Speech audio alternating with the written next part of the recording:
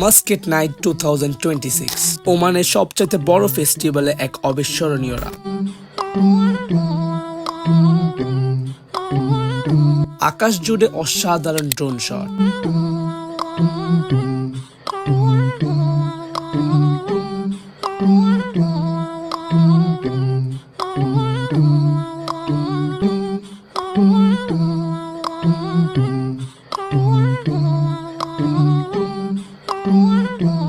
চোখ ধাঁধানো সার্কাস যেগুলো আমাকে সত্যি মুগ্ধ করেছে। এই যাত্রায় আমরা ট্রাই করব নানা ধরনের খাবার,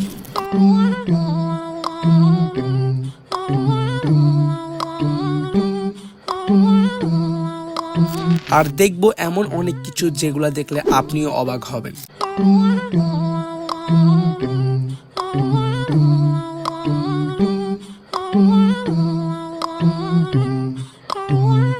আসসালামু আলাইকুম, আমি আব্দুল আজিজ। তো চলুন শুরু করে আজকে এই রঙিন আনন্দময় যাত্রা। আমরা ফেস্টিভ্যালে এসে পৌঁছাইছি ঠিক 4:30। জলদি আসার কারণ একটাই, যাতে পার্কিংটা সহজে ও ঝামেলাহীন ভাবে পাওয়া যায়। এই ফেস্টিভ্যালটি অবস্থিত ওমানের কুরুম পার্কে, আর এটা প্রায় 1 মাসের জন্যই বসেছে। সামনে আমরা জানবো ঠিক কবে এই ফেস্টিভ্যালটি শেষ হবে। আর হ্যাঁ, এটি 2026-এর ওমানের সবচেয়ে বড় ফেস্টিভ্যাল। ফেস্টিভ্যালের ভিতরে ঢোকার আগেই বাইরের পরিবেশটা আমার চোখ কেড়ে নিয়েছে। এক কথায় বলতে গেলে খুবই আকর্ষণীয়। এসে পড়তে আমরা দাঁড়িয়ে গেলাম টিকিট লাইনে। টিকিটের দাম খুবই রিজনেবল। 11 বছরের নিচে বাচ্চাদের জন্য 500 পয়সা, বড়দের জন্য 1 রিয়াল, আর 5 বছরের নিচে বাচ্চাদের জন্য ফ্রি এন্ট্রি। ভিতরে ঢুকে প্রথমে যে জিনিসটা চোখে পড়ে সেটা হলো সবুজ ঘেরা এই সুন্দর পার্ক। চারপাশে গাছ, ফুল আর নানা সাজসজ্জা, সব মিলে পরিবেশটা একদম শান্ত আর চোখ জোড়ানো। আর ভিতরে ঢোকার সময় একটু সামনে এগেলেই ডান পাশে রয়েছে ওয়াশরুমের ব্যবস্থা, পুরুষ এবং মহিলাদের জন্য আলাদা করে, খুবই সুবিধাজনক। আমরা যখন এখানে পৌঁছাই তখনই আসরের সময় হয়ে যায়, তাই ঘোরাঘুরি শুরু না করেই প্রথমে আমরা চলে গেলাম পার্কের ভিতরে থাকা ছোট্ট একটা সুন্দর মসজিদে। সেখানে উজু করে সুন্দর করে আসরের নামাজটা আদায় করে নিলাম। চলুন এবার ঘুরি। প্রথমে যে জিনিসটা চোখে পড়ে এটা হচ্ছে মিরর মেজ। চারপাশে শুধু আয়না আর আয়না। ভিতরে ঢুকলেই দিক বোঝা মুশকিল, কোনটা আসল রাস্তা আর কোনটা আয়না বুঝতে সময় লাগে। মিরর মেজ এটা আউটডোরে দেওয়ার কারণে এর উপর আবার বিকাল, ও এটা এত ভিতরে কনফিউশন লাগতেছিল না, কিন্তু হ্যাঁ, হাঁটতে ভালোই লাগতেছিল।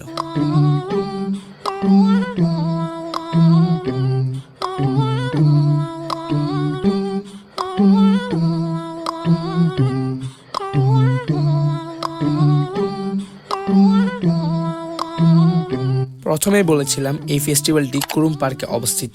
বাই দ্য ওয়ে, গুগলে কুরুম পার্ক সার্চ করলে লোকেশন সহজে পেয়ে যাবেন। যেহেতু এটা পার্কের ভিতরে আয়োজন করা হয়েছে, তাই আমার মতে বিকেল টাইমে আসলেই বেশি সুবিধা পাবেন, বিশেষ করে পার্কিং নিয়ে। বিকেলে পুরো পার্কটা আরাম করে ঘুরতে পারবেন, আর রাত নামলে ফেস্টিভ্যালের পুরো ভাইবটা নিয়ে এনজয় করতে পারবেন।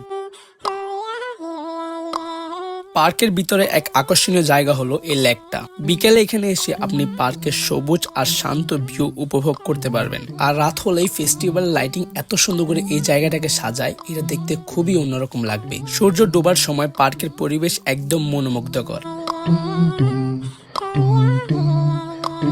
হাঁটতে হাঁটতে দেখলাম মাস্কেট নাইট লেখা একটি জায়গা। ভিতরে প্লাস্টিকের ফুল লাইট দিয়ে বাগান তৈরি করা হয়েছে। এমন ভিউ ভাই আমি আগে দেখিনি। আমাদের চেয়ে বাচ্চাদের জন্য আরো বেশি আকর্ষণীয় এই জায়গাটা।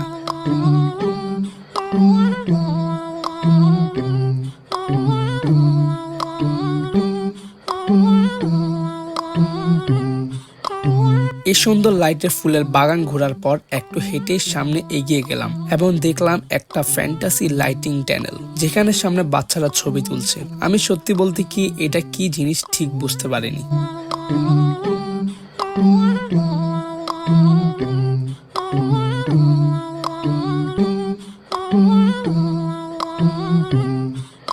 আরো হাঁটতে হাঁটতে আমরা চলে আসলাম মাশরুম দিয়ে সাজানো একটি রাস্তায়। এখানে মাশরুমের আকৃতিতে সাজানো রাস্তা দিয়ে আমরা হাঁটছি।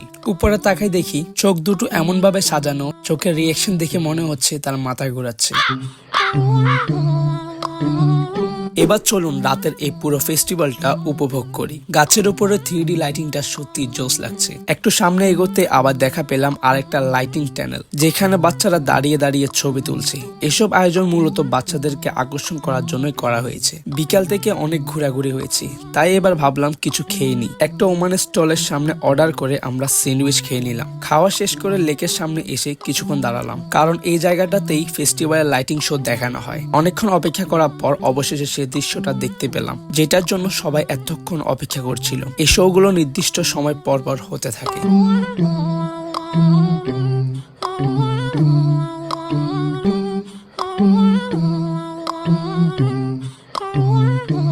এরপর দূর থেকে দেখতে পেলাম সার্কাস। চলুন আপনাদেরকেও এখানকার মনোমুগ্ধকর সার্কাসটা দেখাই।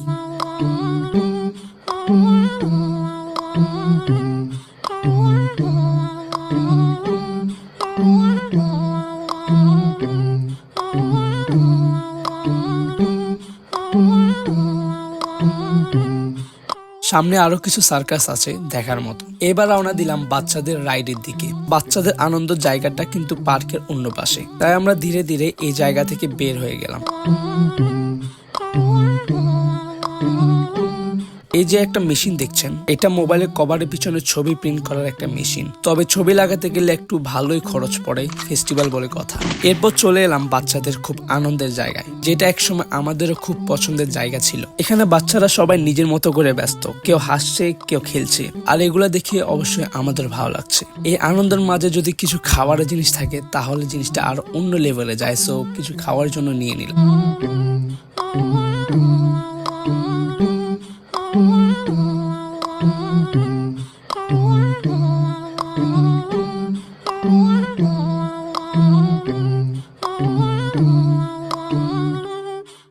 বাচ্চাদের রাইডগুলো সাধারণত 2 থেকে 3 মিনিটের হয়। টিকেটের সিস্টেমটা এমন, প্রথমে 200 পয়সা দিয়ে একটা কার্ড নিতে হয়। এরপর প্রতিটা রাইডে 1 থেকে 2 রিয়াল করে খরচ পড়ে।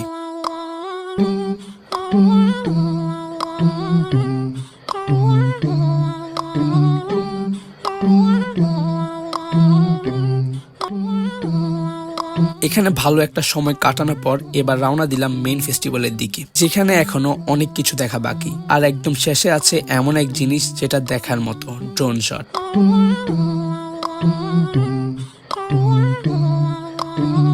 এই জিনিসটা আমাকে সবচেয়ে বেশি মুগ্ধ করেছে। বাচ্চা থেকে শুরু করে বড় একদম ফ্রিতে এটা উপভোগ করছে। এটা হচ্ছে একটা ইন্টারেক্টিভ এলইডি ফ্লোর, যেখানে মানুষের চলাচলের সঙ্গে সঙ্গে রং বদলাতে থাকে। সামনে থেকে দেখলে বিষয়টা সত্যি বেশ আকর্ষণীয়। ফেস্টিভ্যালের লেকের সামনে আসার পর দেখা গেল শোটা এখন আগের থেকে আরো বেশি সুন্দরভাবে উপস্থাপন করা হচ্ছে।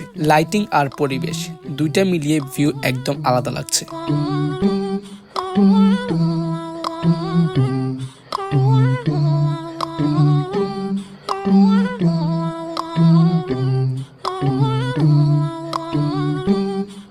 এসব কিছু দেখতে দেখতে ততক্ষণে একটা বিষয় পরিষ্কার হয়ে গেছে। এ ধরনের ফেস্টিভ্যাল মূলত ট্রাভেলার বা ফ্যামিলিদের জন্য, তাই এমন ফেস্টিভ্যালে আসতে চাইলে অবশ্যই ফ্যামিলি নিয়ে আসবেন, তাহলে বেশি এনজয় করতে পারবেন। চলেন অল্প একটু সময় নিয়ে এখানকার সার্কাস দেখি।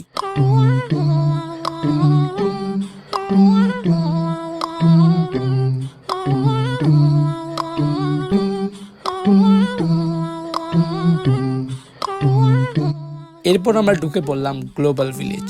এখানে দোকানের মতো করে অনেকগুলো স্টল সাজানো আছে। আমরা এখানে এসে একটা পাকিস্তানি খাবার ট্রাই করেছিলাম, কিভাবে বানানো হয় সেটাও আপনাদেরকে দেখাচ্ছি।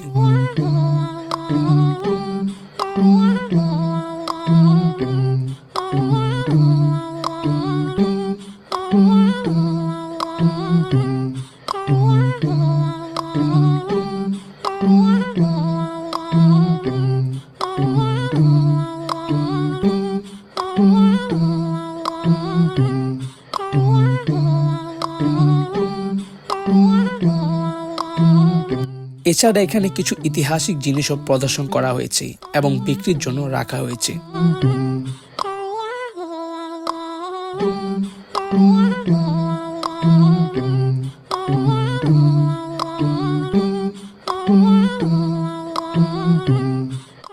স্টেজ পারফর্মের জন্য আলাদা জায়গা রয়েছে, যেখানে কিছুক্ষণ বসে আমরা একটা ঐতিহাসিক শো উপভোগ করলাম।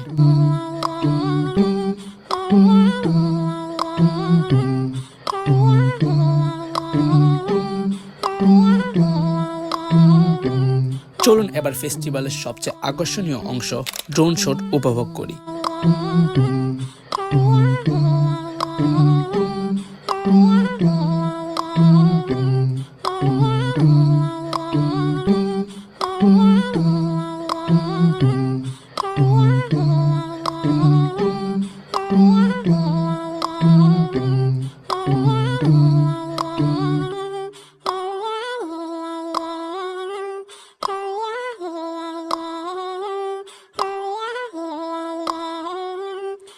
পাবলিকের আগ্রহ দেখে বোঝা যায় সবাই কতটা এক্সাইটেড।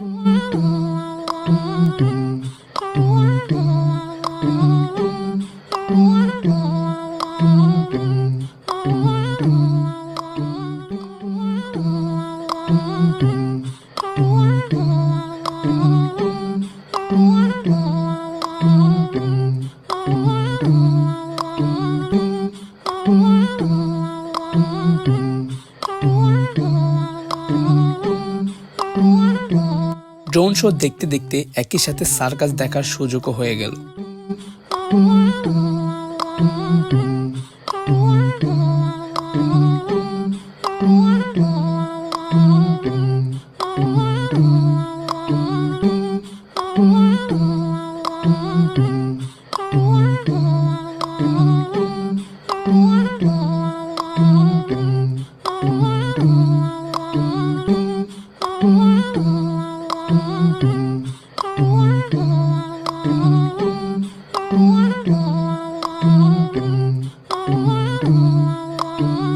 সবশেষে এখান থেকে আমরা ওমান ট্রেডিশনাল হালুয়া নিয়ে নিলাম। খেজুর আর বাদাম দিয়ে বানানো এই হালুয়া ওমানে খুবই বিখ্যাত। ছোট একটা বাটির দাম ছিল 1 রিয়াল।